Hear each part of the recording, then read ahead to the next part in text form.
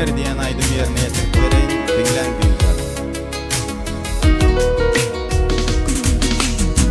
Hani yigit dur deyip, min yakandan tutsalar, Feyip fenol gıydı deyip, oku tutup atsalar, canım tinin çıkan fon, o da tutup yaksalar, ya bulmasa cededim, dar ağaçtan atsalar, can tız cedet sallanıp, tüyenleyip titlenir.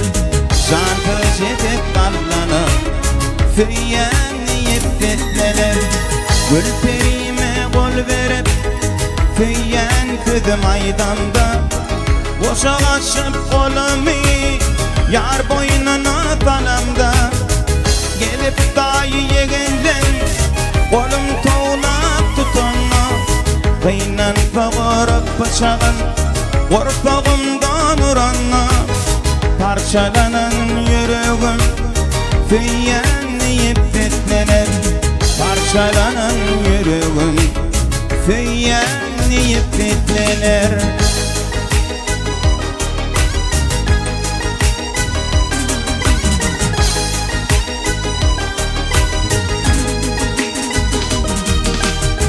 Inin atan doğunluğun, min kattıma çıktalar, Göreyfek var diyerde, deyip kaybadattalar.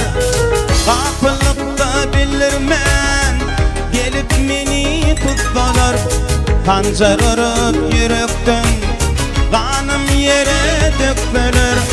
Karmadıgan darinlar, tüyenleyip titlenir. Karmadıgan darinlar, tüyenleyip titlenir.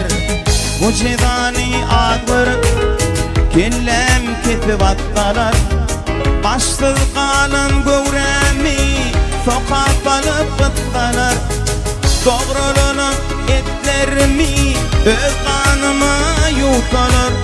Bana yuğulun etlerim, koşlar kurtlar iteler.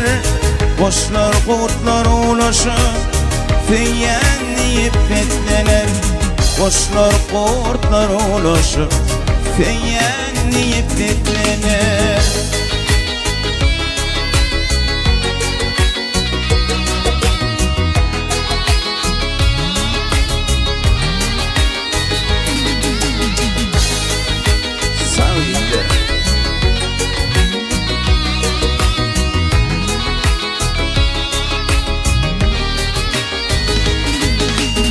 Tüymü dilin yansın deyip, üstüme ot tepseler. Söz ver yarın tüywülü, otlan sonlar depseler. Tepen uğrap taşıma, akma tani tutsalar. Gözlerime teredip, göre takıp gitseler. Tümlük bolon kabarım, tüyenleyip titlenir. Tümlük bolon kabarım, tüyenleyip titlenir. Karmadıgan darinlar, tüyenleyip titlenir. Parçalanan yüreğim, tüyenleyip titlenir.